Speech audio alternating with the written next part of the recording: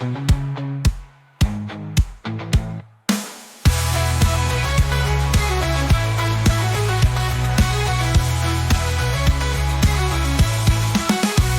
to the Admin Hug, everyone. We've got a great session coming up. Here's your housekeeping links that Jeanette just put in the chat, so you can go ahead and follow along with us. If you are at this screen, you know how to get here because you're on the Hug with us right now. And here are all of the amazing upcoming events. Today, we're going to be talking about messaging tools. Next week, we're going to be diving into calling, and the following week into video. We do have a week by because we've got the Inbound 25 over in San Francisco, but we will be having a live event there. So if you are going to be at Inbound, make sure you connect with us and we'll be having some events. We've got a ton of events all scheduled out all through September and October. So make sure you go ahead and get those on your calendar now so you don't miss anything. If you do miss an event, don't worry. The Admin Hug is recorded every single week, and those videos will be sent out after the hug, and you can catch those on our YouTube channel and just check those out. We've got, 149 videos waiting for you to learn and grow with.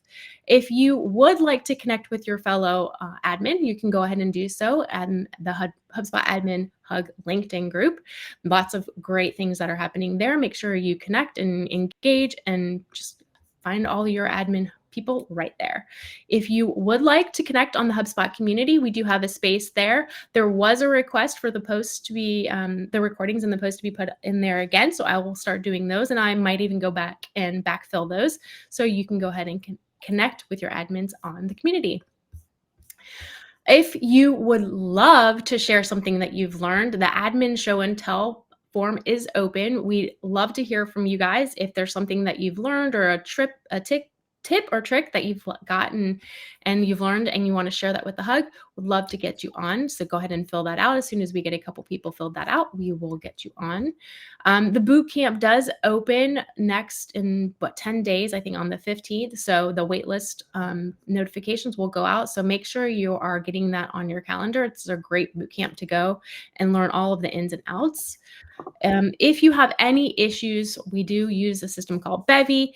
If you have any issues hearing or seeing what's going on, try refreshing your screen right away. That'll bring you right back in. And if that doesn't work out, just let us know in the chat and we'll see if we can help you out. If you've got an idea for a hug, we do these once a week, every single week of the year. So make sure you're submitting those ideas for the hug right here on the forum. Otherwise, you get all of the content and the amazing speakers that we're going to bring to you. Make sure you're connecting with me and Kyle and on LinkedIn and making sure that you're getting all of the amazing content that's coming out. And if you are looking for something in the HubSpot area, there is a hiring for HubSpot group that you are welcome to join and find other people. Maybe you're looking for someone to take on part of your admin role. You can go ahead and find them on the hiring for HubSpot. All right, that's enough from me. I'm going to go ahead and send it over to Mícheál and the rest of the amazing HubSpot group. Amazing. Thanks, Deanna. Hi, everyone. Let me just get this up here. Cool. Welcome to today's Admin Hug. My name is Mícheál, and I'm hoping to run you through an overview of what's new and what's next in the marketing messaging tools at HubSpot. So some really exciting updates we have in marketing, email, SMS, and WhatsApp that really help you connect with your audience. My name is Mícheál. I'm a product manager I'm a product manager here at HubSpot, and I oversee messaging, creating, and editing. So I oversee the editor experience that you go through whenever you're creating your SMS messages and your marketing emails in HubSpot. My pronouns are he, him, and I'm based out of Dublin, Ireland. I might pass it over to Markie for a quick intro to herself. Yeah, hey folks, I'm Markie. I'm calling in from Seattle, Washington. I'm a product manager here working alongside Mícheál and the others in the marketing email team. I'm focused specifically on consent and subscriptions. I'll hand it over to Connor. Yeah, hey everyone, great to be here. My name is Connor Mcevoy. I'm a product manager here within the group as well. My team is focused on messaging insights with a specific focus on the reporting experiences. So think of like the analyze page, the post send page, everything that's going on, helping answering kind of your reporting questions and needs there. Delightful to be here. And pass it over to you, Shane. Hi everybody, my name is Shane Janssens. I'm a product lead working out of Dublin, Ireland. My teams are the messaging analytics team, which is basically underpinning all of our messaging analytics across our channels. And more in line with today's talk, I'm also the PM for the messaging infra team. That team owns all of the secondary messaging channels such as WhatsApp and SMS, and scaling those opportunities across different number types, and essentially just growing and helping customers scale with the secondary messaging channel. I will hand it over to Andrew. Everyone, excited to be here. My name is Mallen. I'm the group product manager for the messaging experience teams. So I work with most of the folks that you see here today on this page, and super excited to share with you what we've done and some future ideas we've got. Yeah, and based out of Stowe, Vermont. I will hand it off to Timo. Yeah, hi everyone. My name is Timo. I'm from Germany. I'm working on the messaging management team. So we're basically taking care of basically connecting all the dots, like from the onboarding to making sure that all the tools work together, the messaging tools work together with all the other HubSpot tools. So kind of like bring it all together, trying to be the glue in the middle. And then I'll pass it back to Mícheál. Brilliant. Thanks, everyone. So myself, Markie, Connor, Shane, and Andrew will be walking you through a couple of the demos today, and then we have Timo on the call as well to help answer any of your questions in the Q&A. So what's on the agenda today? Well, we have a very exciting one. We'll be walking through some recent marketing email enhancements, showing you how you can create better marketing emails in HubSpot and much faster. We'll show you how you can better respect your subscription preferences, get better insights into your marketing emails to know what's working, what's not working, and why.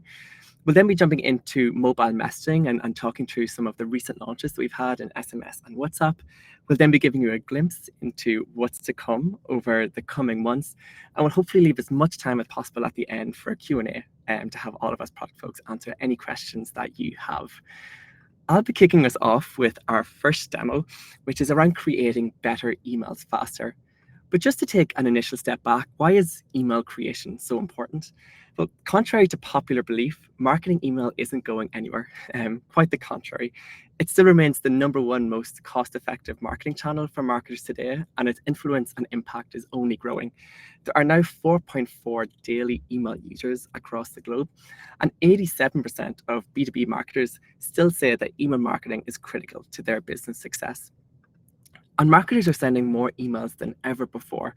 25% of marketers send emails 3 to 4 times per week, and 31% of marketers report that they send marketing emails daily for their businesses. Now, even though more marketing email being created and sent today than before, there are 3 common email creation challenges that every marketer faces. These marketers struggle to optimize their emails for all devices. They struggle to organize and report on their various different email categories, and they struggle to reach global audiences in an efficient and time-effective manner. Now, I'll be jumping into each of these as part of the demo, but I'm going to focus in on our first challenge, which is optimizing emails for all devices. It's 2025, and a lot of marketers still design their emails for desktop, and particularly desktop for light mode. 80% of emails are opened on mobile today, and over 81% of smartphones are using dark mode functionality. But designing emails that look great on mobile and on dark mode is a challenge, and one that marketers have struggled with for years. But it's not just mobile and dark mode that folks struggle with.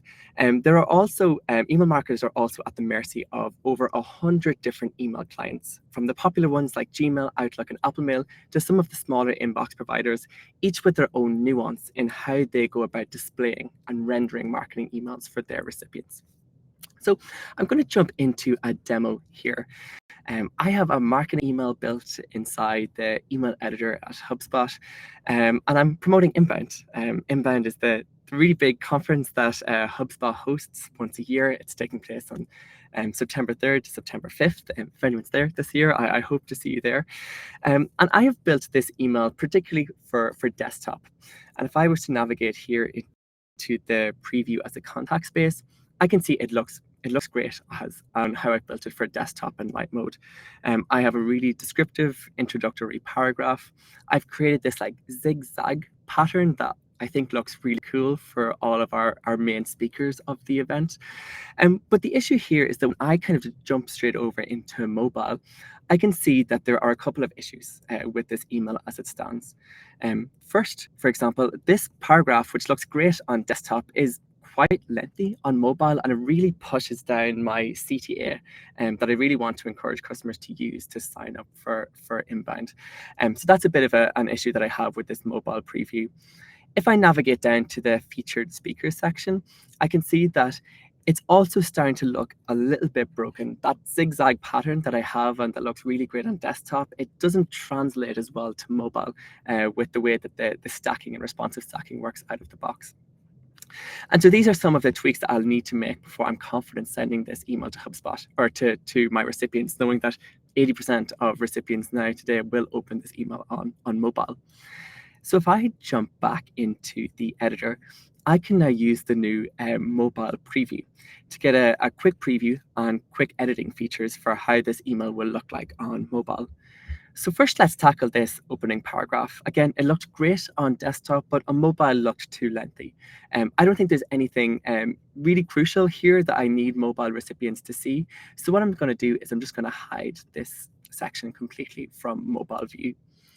If I navigate down to this the featured speakers section, I'm going to try to adjust how this is displayed on mobile. I like that kind of like image first and then name and description. So I'm going to try to replicate that for all of my guest speakers. So if I look at Dario here, I'm going to click into this section, and rather than the automatic left on top of right stacking, I'm now going to choose to stack right on top of left. For Marcus here, I'm going to do, he's pretty happy. I've got my image first, and then I'm going to look at my name. And for Colin here, I'm going to do the same. So I'm going to do right on top of left. And there we go. Now this section will look great on mobile. Now, what's really powerful here in a recent launch that we have is our new faster email client testing section. Before I jump into it, I'm able to actually get a quick glance at how this email will look like on dark mode using my new dark mode preview. So I can see here that my logo actually looks okay.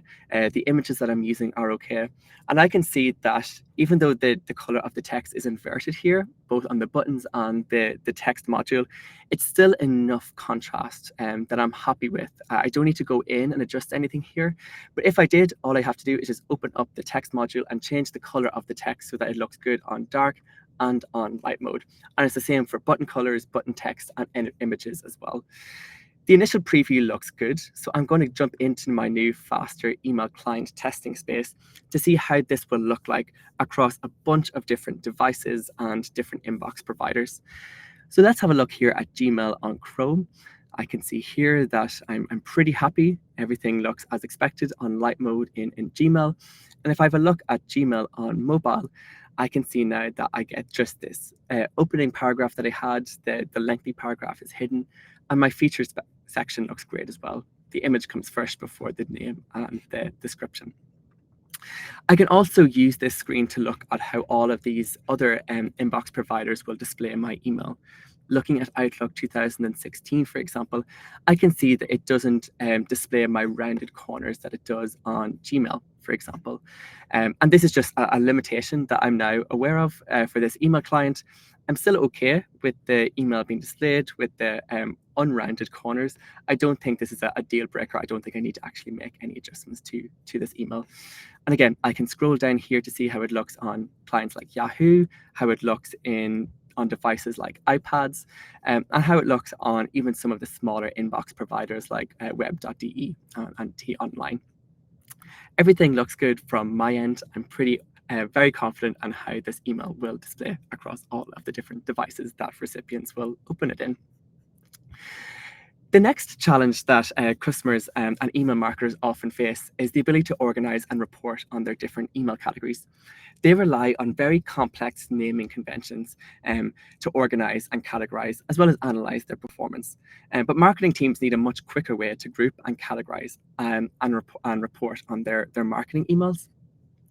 And here's an example here for this email an example naming scheme that that a lot of our customers use. I've added in the region that this email will be sent to, the language, the quarter that's going to be sent in, as well as the email type. But now in the Setup tab, I can navigate here and I have my new email properties space.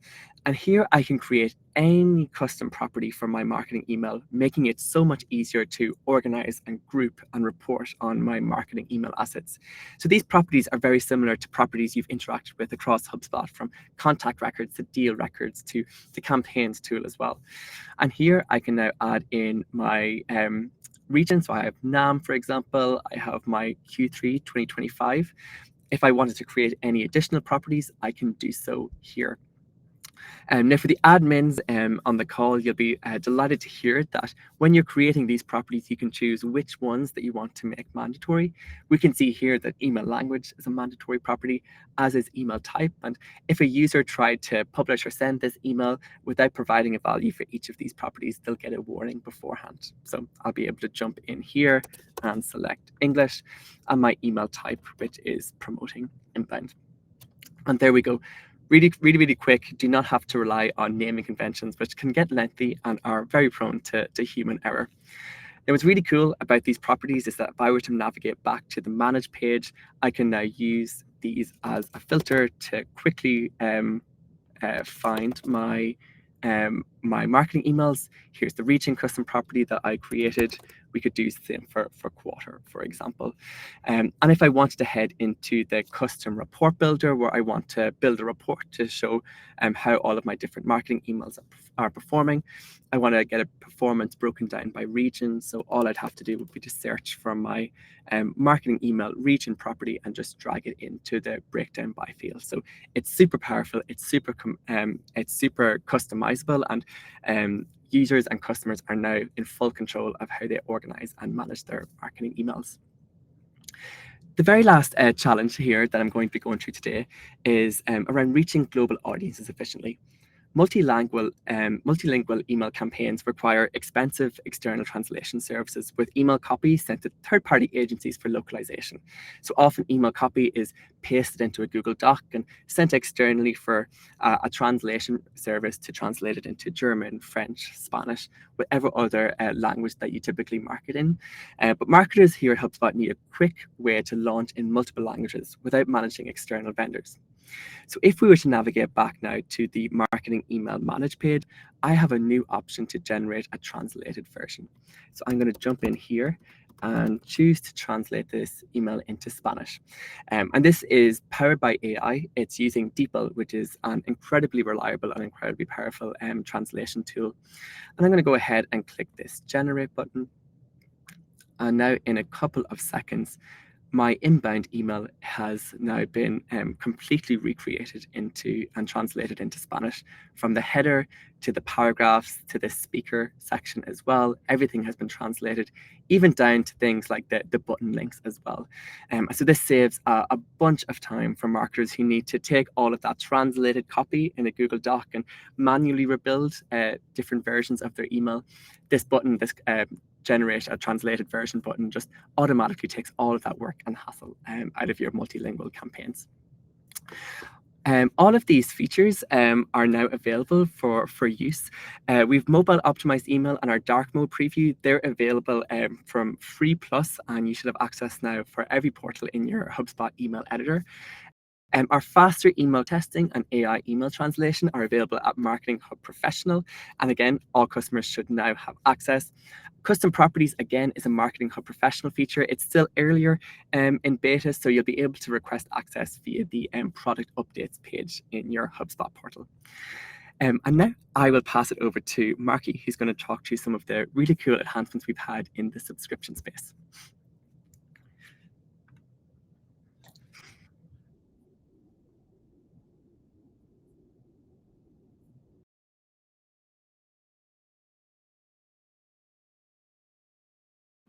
Yep.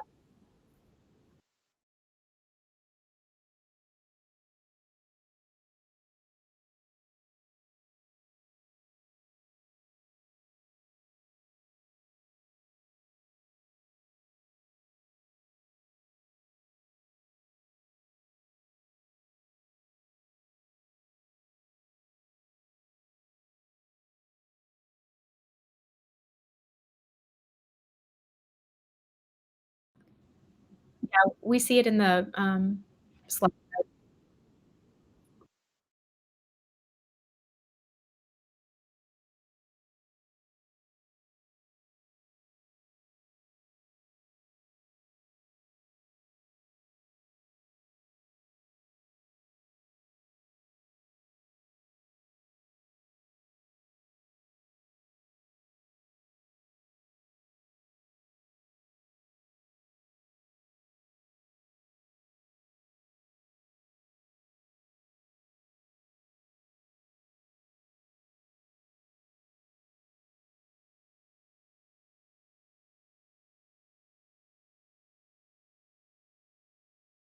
You're able to, at that point, collect information from them around reasons as far as why they're unsubscribing.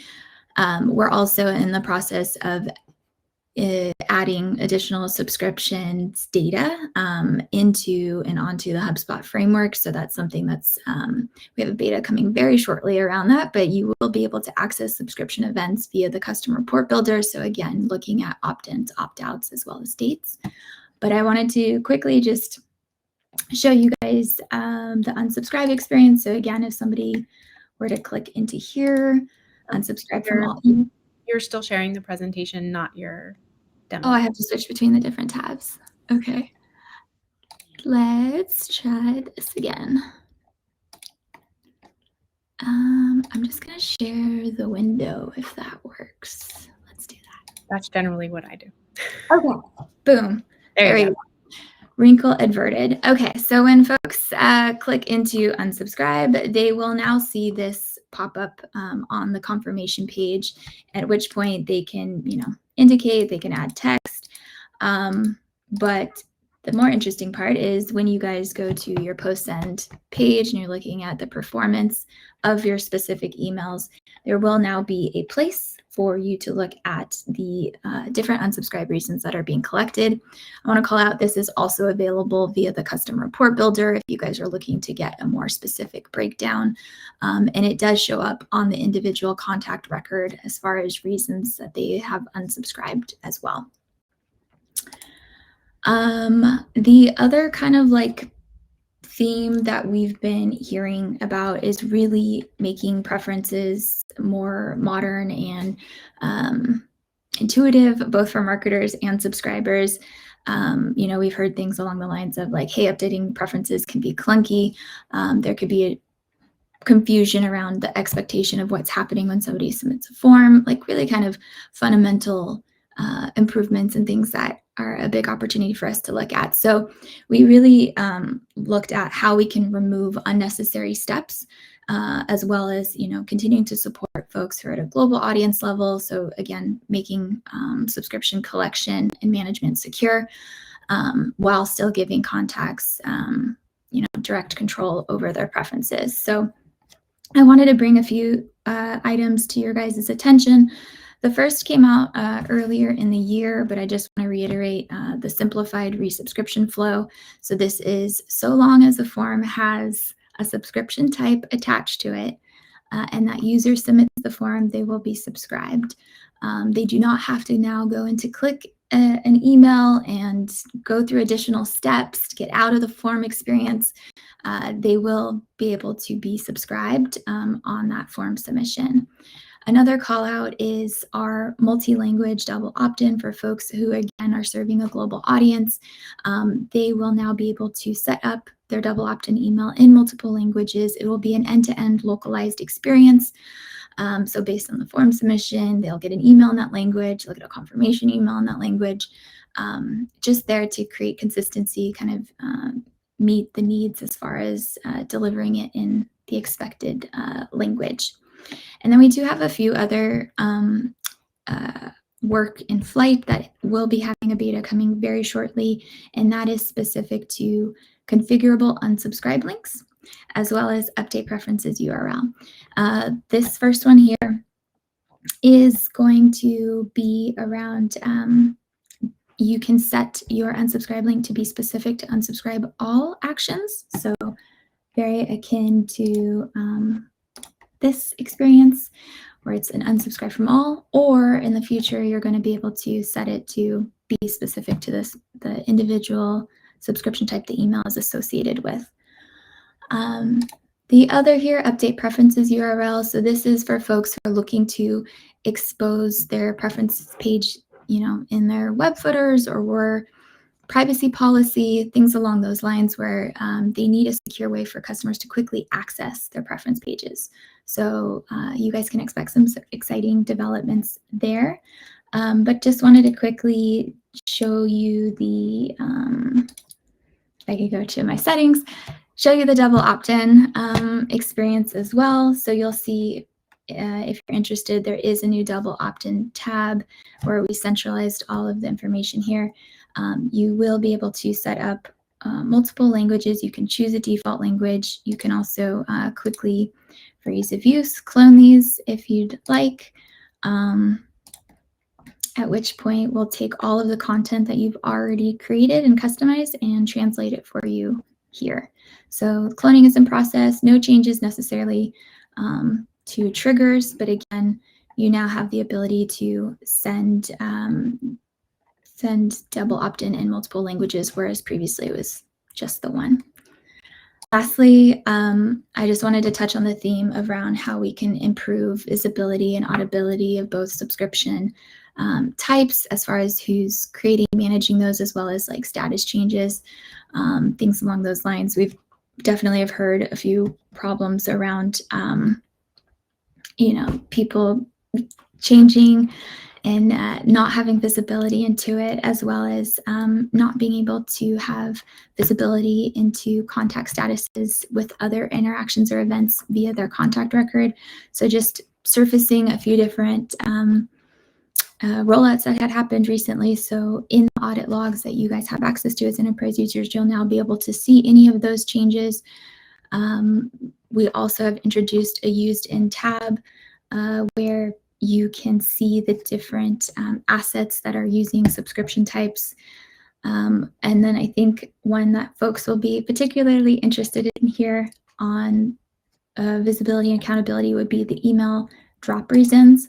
So in the email sending experience today, you guys will now be able to view the reasons as well as the contacts, if they're non-marketing contact, if they're bounced, if they're whatever, so that you guys can view and act on this information ahead of actually sending the email if desired.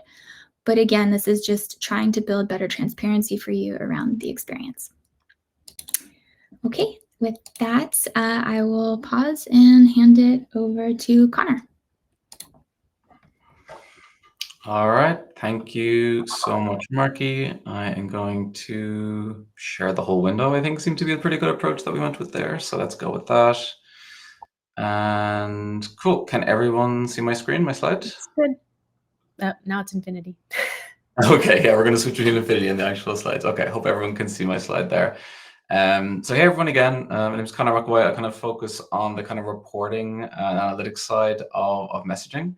And my team is specifically focused on helping unpack and helping answering questions related to messaging reporting and helping our team and marketers understand what's working and why. So a particular focus area for my team in recent months has been how we can help marketers. We understand that marketers often miss those opportunities to improve email performance, and how can we help them stay on top of their game? How can we help them identify when something is overperforming, because that can have positive connotations as well as underperforming. So hey, something is trending down, there's an issue maybe particular happening, this should be something that they should be aware about. So how can we help them spot underperforming areas? When something has underperformed or overperformed, how can we help them understand what the what and why in the change in email performance? So we've caught a particular issue, we've noticed a dip, we've noticed something increase. Okay, great, we've observed that, but what exactly is happening and what can we tell you of the reason of why that's happening? Again, giving further context and insights and information into what our system is able to surface for you. Building on top of that then, okay, that's great to know. You've detected this for me, you're telling me why. Now let's kind of get into the opportunity to improve it as well. So how can we start to give our marketers the superpowers, or at least better understanding into based on what's after happening within email performance, what can they do to improve? So what opportunities from HubSpot best practices or common industry knowledge can we do for the given email that they have? How can they improve those? So for example, how can they improve subject lines or particular content, or what can they do with their segmentation and their list that we believe or we know should give them, well, hopefully give them an improvement in their overall email performance. And then finally, for all the insights that we're kind of looking to generate and display, we want them to be data-driven and data-backed and have those actions supporting those as well. So we're giving marketers, for the insights and actions and recommendations we're giving, we're giving them confidence that these are tried and tested, and that we hope that they would have a measurable improvement in their performance as we kind of start on this journey to richer insights as well. So I'm going to give you a quick demo of a feature that we've been working on called email performance anomaly detection. It's one of our first kind of steps into this detection and insights kind of piece. I'm going to switch over here into my portal. And effectively, what you'll see here is you'll see, in particular, this is all dummy data and dummy accounts just for the purpose of the demo.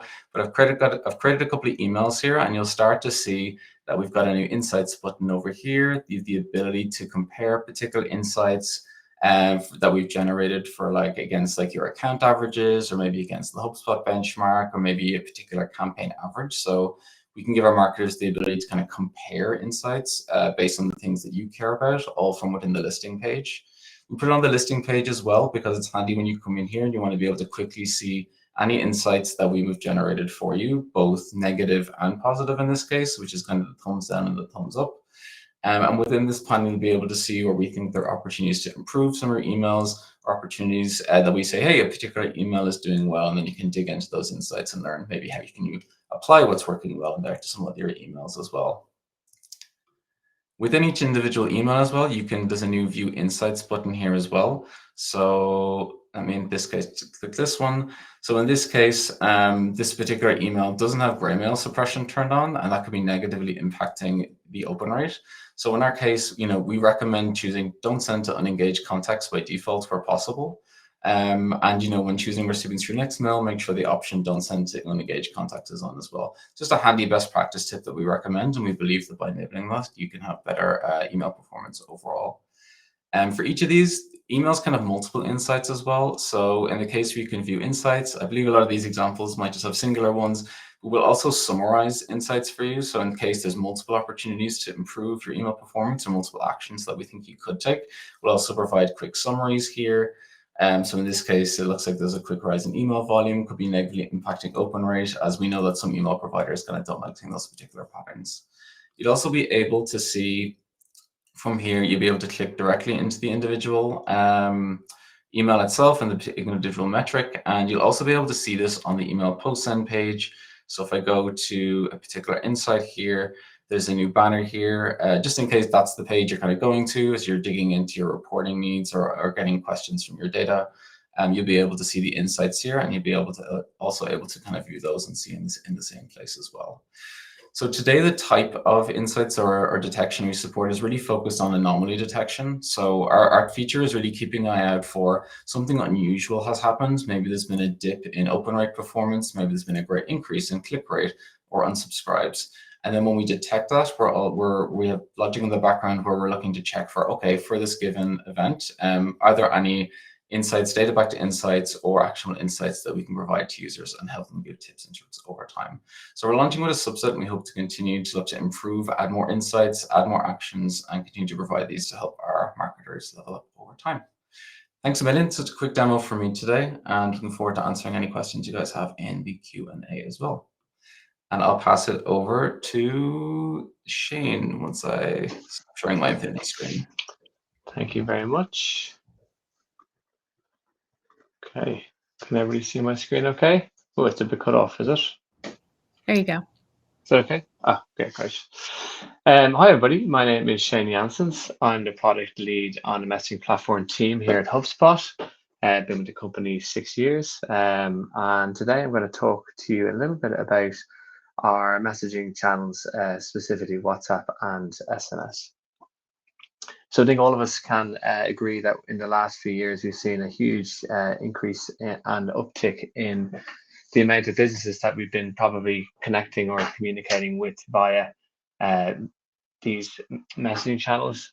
And really today, it's becoming more and more important for marketers to be engaging their customers where they are, and not forcing them into any certain channel. And we are working really hard to scale the opportunities for our customers in order to allow them to use these channels to ensure they're having more effective communications and more kind of growing those relationships as best as they can. So it's no surprise to see that the mobile messaging space has a huge percentage of engagement. Here we can see like 95% of SMSs are opened and respond to within 3 minutes, and the average open rate overall is about 98%. So really, really important channels for us to be focused on. Just to give you a quick overview of what we do support today, we support WhatsApp and SMS. Under WhatsApp, we really have a very basic version of this feature today, which is essentially in the workflows tool, being able to we essentially sync your WhatsApp templates from Meta, and then those templates are discoverable in your workflows creation tool, and we allow you to essentially use them in that functionality. But there's no real home for WhatsApp.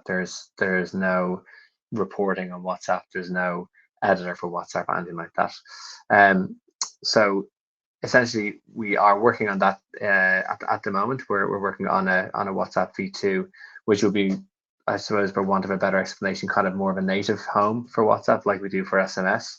And again, we're going to be supporting kind of your managed listing page. We're going to be supporting the same functionality in this version for workflow related messaging, and also ensuring you have your analytics that you can see how the performance of those WhatsApp messages are going.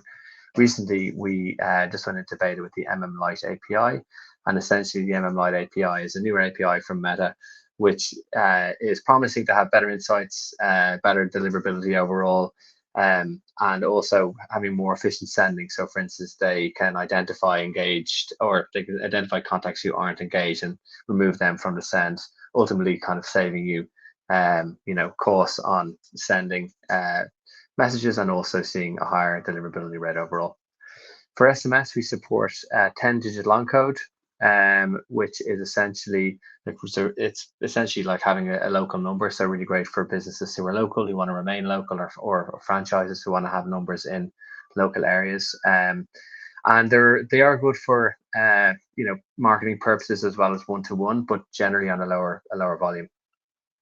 In the last year or so, we've released a few important features that were real pain points for customers around number formatting. A lot of customers have built their CRM over the last few years in HubSpot without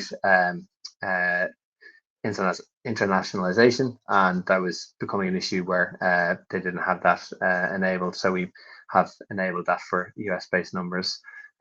Both subscription management, so going in and being able to both subscribe customers who may have already been subscribed in previous campaigns and are moving to HubSpot, and also error reporting. So errors in terms of sends were a bit of an anomaly, so we've included that now, so customers have more of a in-depth granular view of what messages are failing and why, and if they're being charged for them, if they're not being charged for them, etc.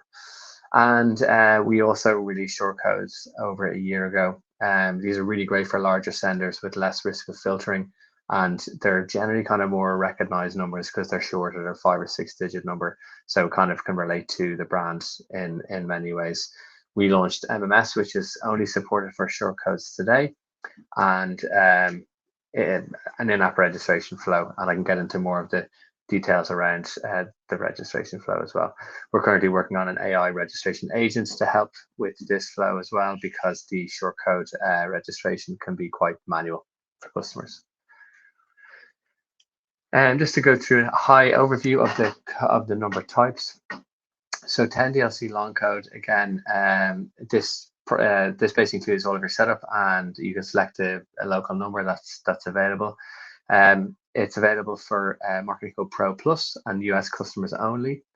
It's actually priced $75 per month. Sorry, that's a typo. $75 per month. It's great for one-to-one messaging, smaller promotional sends. It's multi-purpose marketing and support. So it can be used. We have kind of a multi-purpose SKU where customers can send both of those types of messages. Registration time is very much automated. We have it in app, and it's a much leaner process to be registered and approved by the carriers. It takes about 1 to 2 weeks. And the number type, like I said, is a long code or local number. Sending speed varies with this number, and I'll go into that in a bit more detail in a minute. And then the availability is available. You can send to US-based numbers and to Canadian numbers, but at a very, very slow, very slow sending speed to Canadian numbers. So some of the limitations for 10DLC numbers, which are important to outline. Throughput is really a big one. Essentially, how it works is that there is this thing called trust score, which is only unique to 10DLC numbers. A trust score is based on the carrier's review of your brand.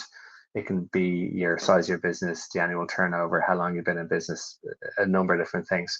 And then they essentially will assign a trust score to you, which is completely out of HubSpot's control. So we have seen some customers have a difficult time with this, where they apply for their 10DLC number and then they get given a trust score which is quite low. You can see here between 1 to 24 score is essentially a 12 messages per second sending speed, and that's split across the carriers evenly. So AT&T, T-Mobile, and Verizon would, let's say, be sending a kind of 4 messages per second. And also with T-Mobile, you have a daily limit on what you can send. So the trust score is really important here. If your brand is rated highly, you can have a really high throughput. Second is deliverability. All messages are subject to kind of real-time carrier filtering or blocking, and 10DLC customers are a little bit more at risk to filtering because it's such a short registration flow, and it's much more automated. They're much more strict on ensuring that the engagement metrics they're seeing from recipients are healthy. So, for instance, if you start seeing an opt-out rate of over 2-3%, there's a chance between 3 and 6% that you might get your number filtered or blocked by one or more of the carriers, in which case you have to go through a remediation process, and it's all very kind of slow and can be quite difficult. So we try and ensure that customers sending over 10DLC numbers know that, and that they're very careful with ensuring they've got clean lists, that they've got proper consent and things like that. And then the last one is brand presence.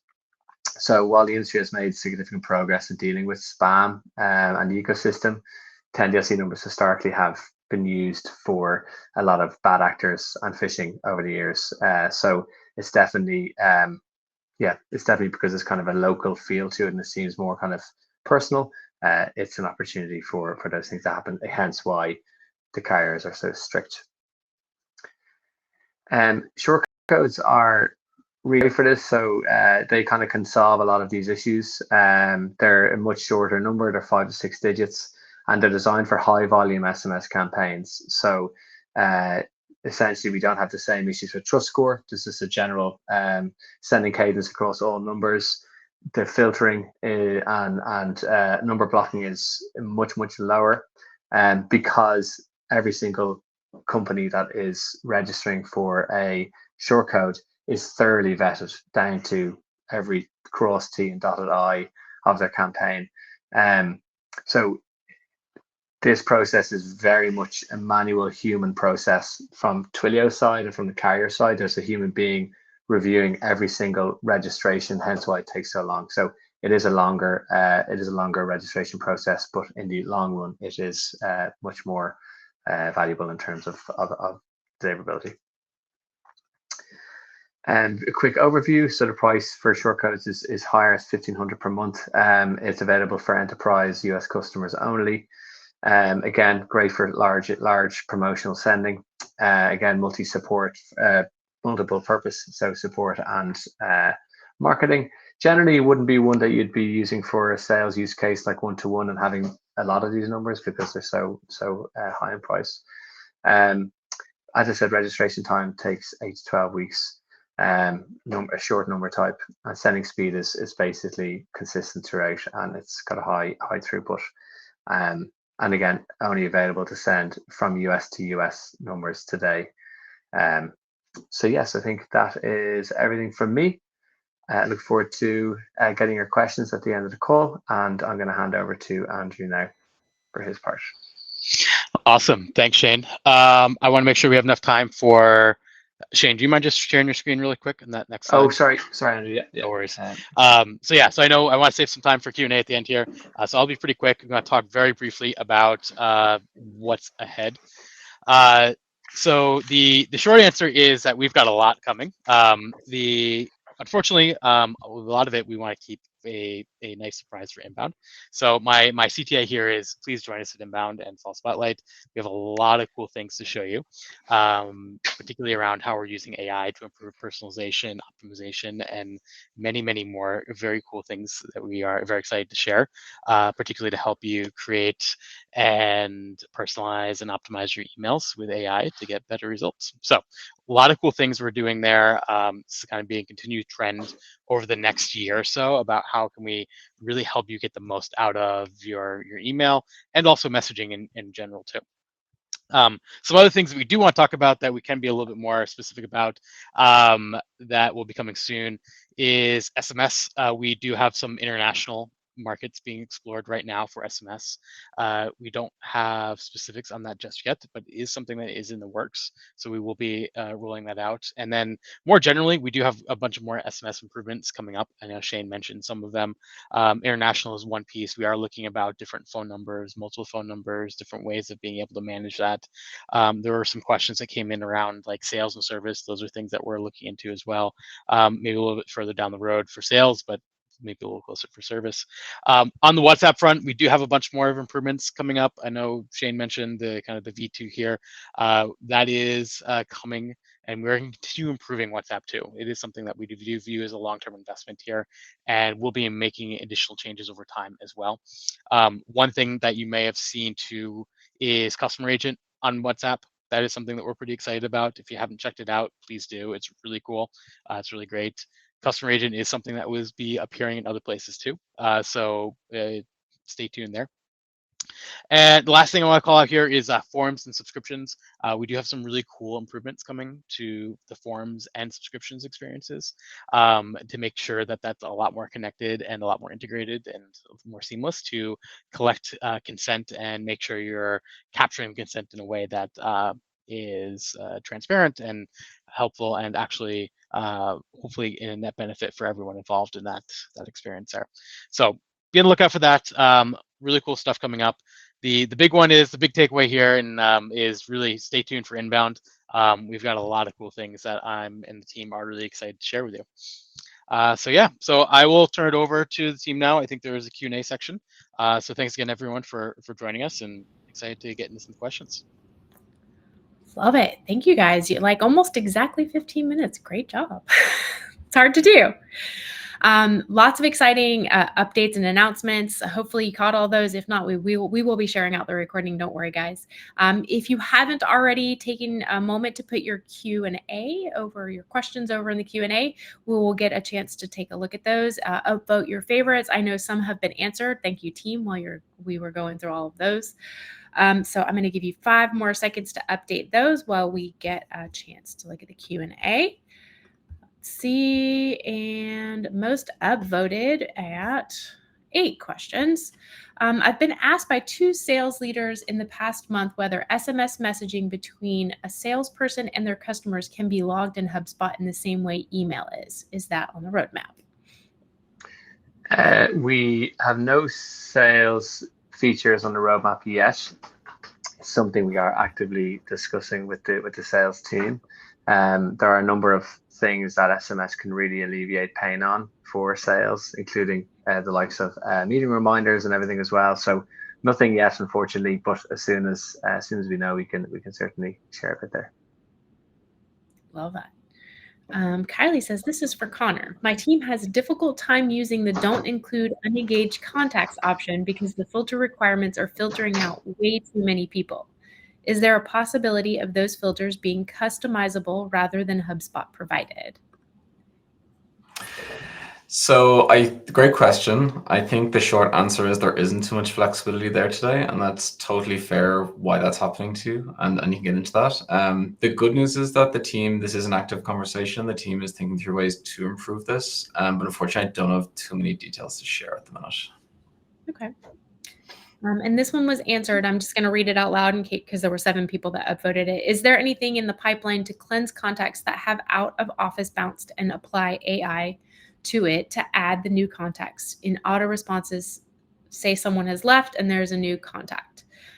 Drift have a product like this and that's done the task for years. Would be brilliant to be baked into HubSpot. And the response is there is no plans to do it at this time, but it's something they can look into. So just so you know, that is being looked into, guys.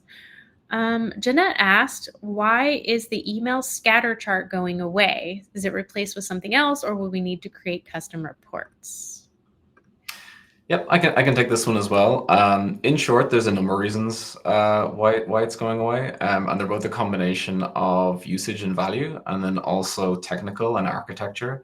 So there's definitely some things going on under the hood where we're always constantly improving our email analytics suite and our reporting infrastructure there, and we've actually got a lot of exciting stuff in the pipeline. So we did make the decision to remove the scatter plot chart as it wasn't able to move forward with some other changes that were exciting stuff that we're working on. So we are exploring alternative solutions there, and stay tuned for some more reporting goodness in the future too.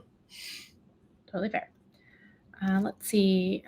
Bill says, I inherited an account with too many subscription types. We have customers under several different subscription types, and some are unused. How can I simplify these types without losing permissions when consolidating?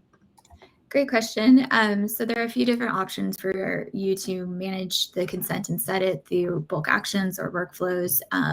So that would probably be my suggestion, is to go ahead and carry over folks who are subscribed to the new consolidated subscription types, and then archiving the ones that you no longer want to use. And so that ensures you're creating parity in permissions. Feel free to follow up with me if you have questions too. Julia asked, custom properties and emails, would that be for future emails only, or can we populate it for old emails? And Andrew answered, past emails can be assigned to custom properties too. So those people that upvoted that, there is an answer on that one. Man, you guys answered a ton of these. I'm just going to read them. A couple of them, especially the ones that have the upvotes. Can we create email templates that have email properties already set?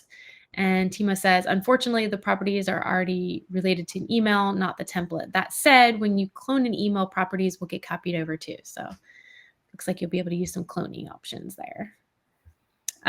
What is the difference between subscription type and email type? We say we've got subscription type refers to the actual email subscriptions that contacts must be opted into in order to send emails to them. Email type in this instance was an example custom property used to categorize emails by content purpose. So little clarification on that for anyone that might have needed that. How do we opt into Marketing Insights beta? You can opt into that from the features in the HubSpot product page. If you don't know how to do that, we'll get that information over to you. And then you can search for messaging insights. So you can find these specific features right there in the product updates. Will the new reporting show contacts that HubSpot has deemed globally bounced so we can flag them on the contact record and filter them out of future emails? Good question. Yes, so we will be reporting on bounced as well as non-marketing. There's like 5 or 10 different values that will be surfaced that you can then link into and use to clean your lists. Love it. Peter says, which one of you great people do I bribe to get one of my customers access to the AI email template upload private beta? I don't want to spend days recreating hundreds of templates to be able to migrate from another tool, pretty please. And Mícheál, that one was directed to you. So hopefully we'll be able to share some information. Absolutely. I will follow up. We're still looking for some early beta customers. So customer sounds perfect. I'll reach out with more details on how to get themselves opted in. Love it. Can we add property values to emails that have already been set? And the answer is yes. Oh, I love simple answers. Those are great. Man, you guys answered all of these. I'm trying to find one that isn't answered. And I can't. All right. WhatsApp. What would work in any country? Asking for SMS only works in the States. And the answer is it does work worldwide. So getting debunked over here. Do we need an opt-in for the beta email insights? Is this available in all tiers? Andrew says it's currently available in public beta and will be Pro Plus. And here we go. Neil says subscription. How soon can we look forward to more easily seeing how many, which contacts are subscribed in any specific team's subscriptions? That's a great question. We don't have team-specific views at the moment. We're focused on getting the subscription events available first, and then we'll look at layering and connecting that with additional pieces of information. So more to follow on that, but we are prioritizing and making a commitment to making subscriptions data available. So you can expect more around that. Let's see, we've got one about AI, so I'm going to read this one out. The AI translate functionality for emails is great, just as a UI-related question. Currently, the automated translated emails are not organized the same way as AI translated pages. In AI translated pages, I can switch between the created language versions within multivariate language groups directly. Currently, they are not related to each other in case of marketing emails, ? Timo, you want to go through that just a little bit so that I'm not just reading that? Yeah, this is true. This is a good catch. We know that is inconsistent with what you know from other products. We're basically currently working on that. Basically, the reason why that is just the data structure that we have on email that made it a little bit more complex. So yeah, it might take a while because the data structure, obviously, in this large products is takes a while to migrate and to work on. But yeah, we have that on list to make that available and to make it easier for you guys to deal with the languages. Love that. Let's see. I'm going to find one that is not answered. How messaging... Let me see. That's not... What percentage of customers would you say are using messaging now, and is it mostly B2C? It's a good question. We're seeing a low enough number, like single digits of numbers using both messaging channels and the email marketing channels. That is growing very rapidly. Again, as we've been bringing more messaging options available for customers. So as Andrew said earlier on, a big focus for us is scaling WhatsApp again. Our WhatsApp native work this year is really around making it more discoverable, easy to use, easy to onboard, as well as adding additional SMS numbers and options for customers who have different use cases. And as use cases are varied, I don't have a percentage split between B2B and B2C, but we see customer use cases using them in all sorts of wonderful ways. Love it. Let's see. Can subscriptions sync with brands so only relevant subscriptions appear under the brand?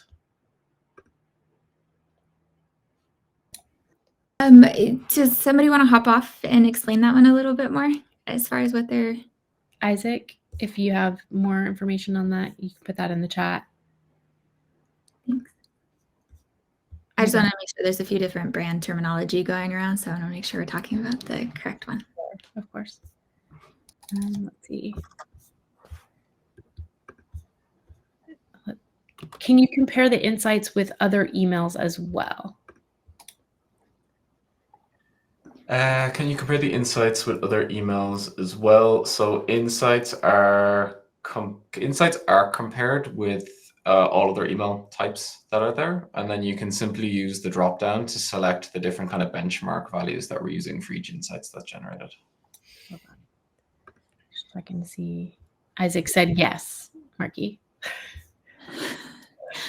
Well, I could share that brands is partitioned in that they have their own standalone preference pages, separate subscription types. When you're in and attempting to send an email, only those specific subscription types for that brand will appear. So if you're experiencing any issues with that, I would say like we should escalate that potentially as a bug.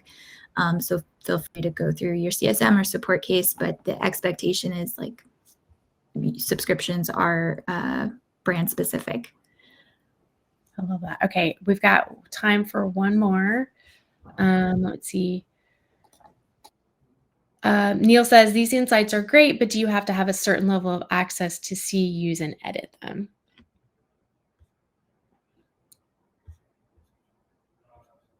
So for is that specific to the insights feature? Yeah, this is specific to insights. It's about right when we talked about it. Cool. Could you just repeat the question, actually? Sorry, I just want to make sure I capture it correctly.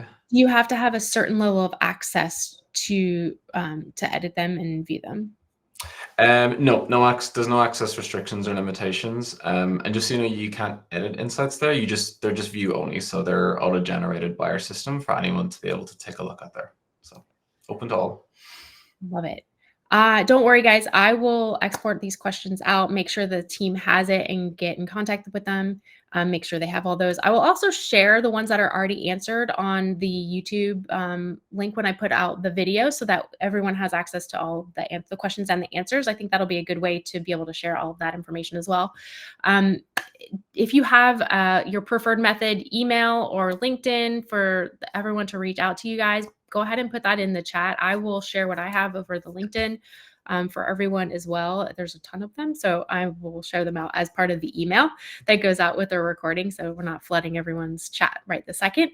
But I appreciate everyone coming, sharing all of the amazing insights, all of the things that have already come out, and a little hint at the things that are coming, and I can't wait to see what's coming out at Inbound. And I appreciate everyone coming and spending an hour with us today. See you all next week. Bye, everybody. Thank you. Bye. Welcome to the Admin HUG. No flash, just facts and a whole lot of love. We get it done. Accidental or all in by choice. Admin and flies and lift their voice. Fixing fields and hacking time. Making magic with no headline. Drops gold, Tiana brings fire in a crew that's here to lift you higher. We swap the wins and share the pain. No one's solo in this game. It's the Admin HUG, where legends log in. From chaos to clarity, that's how we win. Dirty data challenge accepted. Portal perfection fully connected. Quick fix queens, work around kings. Custom coded everything. Tabs open, coffee strong. You've been solving all along. We've got the know-how, we've got the map. Even HubSpot protocols up to chat. You're not just heard, you help shape the tools. Admins rewriting all the rules. Thanks for building with the HUG. Thanks for powering the HUG. Behind every campaign, push and nudge.